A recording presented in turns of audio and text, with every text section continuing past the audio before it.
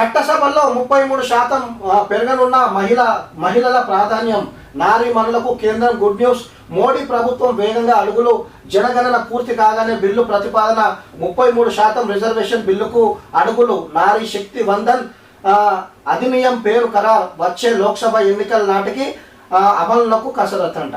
So అందరికీ సంతోషించగలిగిన విషయమే ఇవ్వాల్సింది కూడా.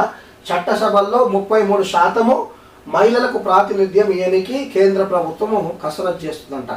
కానీ మనం ఇక్కడ ఒకటి నిజం మాట్లాడుకుందాం.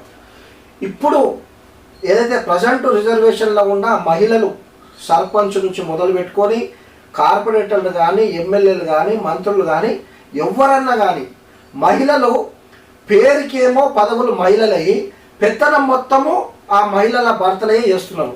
అది సర్పంచ్ మహిళగా ఉంటే వాళ్ళ భర్త కానీ, కార్పొరేటరు మహిళగా ఉంటే వాళ్ళ భర్తలు కానీ, సో అట్లనే ఎమ్మెల్యేలు కూడా మహిళలు ఉంటే వాళ్ళ భర్తలు కానీ. సో పేరుకేమో పెత్తనమేమో మహిళలది, సో నిజంగా పెత్తనం చేస్తుందేమో వాళ్ళ భర్తలు. సో మరి రేపు 33% రిజర్వేషన్లు కూడా మహిళలకు కల్పిస్తారు, బాగానే ఉంది, కల్పించాలనే మహిళలు కూడా కోరుతారు. కానీ అమ్మ మీరెందుకు ఆ క్రెడిట్ తీసుకుంటలేరు? ఇప్పుడు పేరుకేమో మీరు అక్కడ పేరుకి మీరు పబ్లిక్లో మిమ్మల్ని చూపించి మీరు గెలుపొందినాక సో మీ పనులన్నీ మీ భర్తలు చేస్తే, రేపు మీ భర్తలు చేయరాని పనులన్నీ చేస్తే అక్కడ బద్నాం అయ్యేది కార్పొరేటర్ అవుతారా, కార్పొరేటర్ భర్త అవుతారా, సర్పంచ్ అవుతారా, సర్పంచ్ భర్త అవుతారా, ఎమ్మెల్యే అవుతుందా, ఎమ్మెల్యే భర్త అవుతాడా అనేది ఒకసారి మీరు ఆలోచించుకోవాలి. ఇప్పుడు రేపు 33% మహిళలకు ప్రాతినిధ్యం కూడా వచ్చినాక భర్తలే మొత్తం పెత్తనం చేస్తే సో మహిళలు మీరు ఆ ప్రాతినిధ్యం అడిగినలా దాంట్లో ఏమి అర్థం ఉంటుందో ఆలోచించుర్రి. ఇప్పుడు మీరు ఉదాహరణకు తీసుకోండి, ఎమ్మెల్సీగా కల్వకుంట్ల కవిత గారు ఉన్నారు. సో ఆమెనే బాస్ ఆమె పదవికి. సో అంతేగాని ఆమెని చూపించి వేరే వాళ్ళు చక్రం దింపేవాళ్ళు లేరు కదా. సో అట్లా విజయశాంతి గారు ఉన్నారు. సో ఆమెనే బాసు.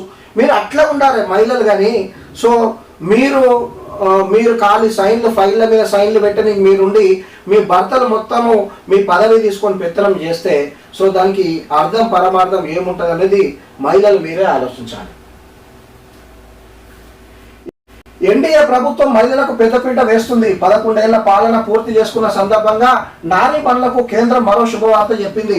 2029లో జరిగిన లోక్సభ ఎన్నికల్లో 33% రిజర్వేషన్ అమలు చేసేందుకు కేంద్రం కృత నిశ్చయంతో ఉన్నట్టు అధికారిక వర్గాలు పేర్కొన్నాయి. ఆ దిశగా కేంద్రం అడుగులు వేస్తున్నట్టు తెలుస్తుంది. ఇటీవలే 2027 మార్చి నాటికి జనాభా లెక్కలు కులగణన పూర్తి చేస్తామని కేంద్రం తెలిపింది.